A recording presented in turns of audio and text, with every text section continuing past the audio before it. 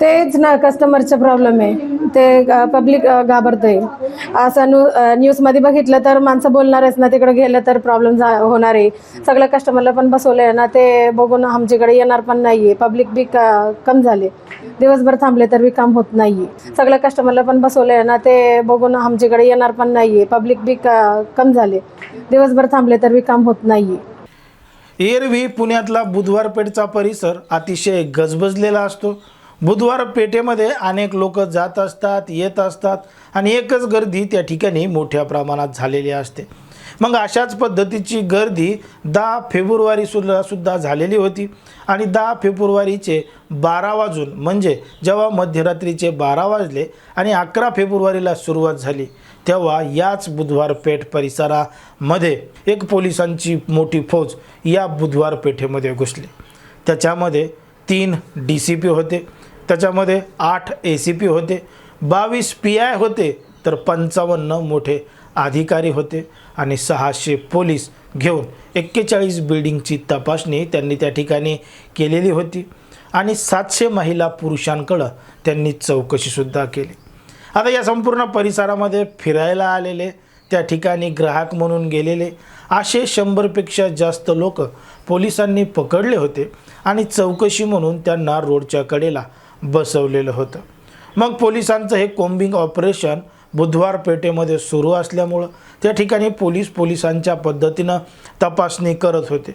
परंतु जेव्हा ही काही तपासणी पूर्ण पडली मध्यरात्री 12 ते 3च्या सुमारास तेव्हा पोलिसांना त्या ठिकाणी काही गोष्टी आढळून आल्या आणि यामुळं संपूर्ण बुधवार पेठेमध्येच एकच वातावरण पसरलं आणि त्यानंतर बुधवार पेठेमध्ये ग्राहकांची गर्दीसुद्धा कमी झाली. नेमकं काय आहे संपूर्ण प्रकरण, कधी घडली ही घटना, हे आपलं अगदी सविस्तरपणे बघायचं आहे. पण जर तुम्ही अजूनही आपलं चॅनल सबस्क्राईब केलं नसेल तर लगेचच करून घ्या आणि बाजूला असणाऱ्या बेल नोटिफिकेशनला सुद्धा ऑन करायला विसरू नका. 11 फेब्रुवारीच्या मध्यरात्री रात्री 12 ते सकाळी 3:30च्या सुमारासपर्यंत पोलिसांची मोठी फौज ही बुधवार पेठमध्ये घुसली होती. त्याच्यामध्ये DCP होते, SCP होते, PI होते, कॉन्स्टेबल होते, असा मोठा पोलिसांचा फौजपाटा बुधवार पेठमध्ये घुसला होता.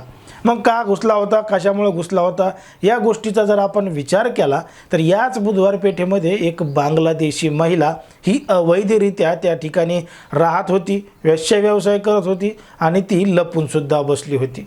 मग एक बांगलादेशी महिला या बुधवार पेठमध्ये राहते, त्या ठिकाणी व्यवसाय करते, याची माहिती त्या ठिकाणच्या एका पोलीस कॉन्स्टेबल महिलेला होती.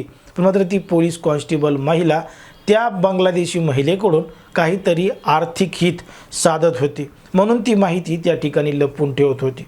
पण मात्र जेव्हा वरिष्ठ अधिकाऱ्यांना या सगळ्या गोष्टींची माहिती मिळाली आहे की बुधवार पेठमध्ये काही बांगलादेशी महिला या अवैधरित्या राहतात, त्यामध्ये काही अल्पवयीन मुलींनासुद्धा ठेवलं जातं आहे, जबरदस्ती त्यांच्याकडून अशा पद्धतीनं काम करून घेतलं जातं आहे आणि त्या ठिकाणी अंमली पदार्थाचा वापरसुद्धा सर्रास पद्धतीनं होतं आहे. या सगळ्या गोष्टींची माहिती जेव्हा पोलिसांना मिळाली तेव्हा पोलिसांनी बुधवार पेठमध्ये कोम्बिंग ऑपरेशन करायला सुरुवात केली आणि या कोम्बिंग ऑपरेशनमध्येच त्या ठिकाणी 3 DCP, 8 ACP, 22 PI आणि 55 अधिकाऱ्यांसह 600 पोलीस कॉन्स्टेबलचा मोठा फौजपाटा घेऊन कोम्बिंग ऑपरेशन सुरू केलं. मग त्या ठिकाणी आलेले जे ग्राहक होते, कस्टमर होते आणि त्या ठिकाणी ज्या व्यवसाय करणाऱ्या महिला होत्या, अशा एकूण 41 बिल्डिंगमध्ये पोलिसांनी चौकशी केली, तपासणी केली आणि तपासणी केल्यानंतर पोलिसांना त्या ठिकाणी 2 संशयित बांगलादेशी महिला आढळलेल्या आहेत. तर त्या ठिकाणी एका व्यक्तीकडून अंमली पदार्थाचं त्या ठिकाणी वापर करताना सुद्धा आढळलेला आहे. पण मात्र त्या ठिकाणी आलेले जे ग्राहक होते, कस्टमर होते, पोलिसांनी त्यांना पकडून रोडच्या कडेला बसवलेलं होतं आणि तेच फोटो व्हिडिओ सोशल मीडियावर मोठ्या प्रमाणात बातमीच्याद्वारे पुढे आलेले होते. मग बुधवार पेठमध्ये पोलीस येतात, अशा पद्धतीनं बसून ठेवतात म्हणून कुठेतरी त्या ठिकाणी जाणारे जे ग्राहक आहेत, कस्टमर आहेत, हे मोठ्या प्रमाणात घाबरलेले आहेत. म्हणूनच बुधवार पेठमध्ये जाणाऱ्या ग्राहकांची संख्या आता कमी झाली आहे असं स्वतः त्या ठिकाणी वेश्या व्यवसाय करणाऱ्या महिलेनं सांगितलेलं आहे. ती महिला नेमकं काय म्हणते बघा हा व्हिडिओ. तेच ना कस्टमरचा प्रॉब्लेम आहे. ते पब्लिक घाबरते. असं न्यूजमध्ये बघितलं तर माणसं बोलणारच ना, तिकडे गेलं तर प्रॉब्लेम होणार आहे. सगळं कस्टमरला पण बसवलं आहे ना, ते बघून आमच्याकडे येणार पण नाही आहे. पब्लिक बी कम झाले, दिवसभर थांबले तर बी काम होत नाही आहे. तुम्ही एकंदरीत म्हणजे आता हा जे तुम्ही काम करता हे सर्व या कामावरतीच अवलंबून आहे का तुमचं घर? हो इथे बांगलादेशी तरुणी सुद्धा आहेत का? आहे ना, इथं मला माहीत नाही आहे. आपण जर तुम्हाला अशा वेळेस माहिती पडते की ते बांगलादेशी तरुणी आहे तर तुम्ही पोलिसांना मदत करता का? कराल की. ऐकलं कशा पद्धतीने त्या महिलेनं सांगितलेलं आहे की पोलिसांनी त्या ठिकाणी कोम्बिंग ऑपरेशन केल्यामुळं त्याचा परिणाम ग्राहकांवर झालेला आहे. पण मात्र पोलिसांनी त्या ठिकाणी अवैधरित्या चालणाऱ्या कामावर त्या ठिकाणी कारवाई केलेली आहे, म्हणून त्या ठिकाणी अशा पद्धतीची घटना घडलेली आहे. जर आपण पाहिलं तर बुधवार पेठेसारखे वेश्या व्यवसायालय भारताच्या वेगवेगळ्या ठिकाणी आहेत.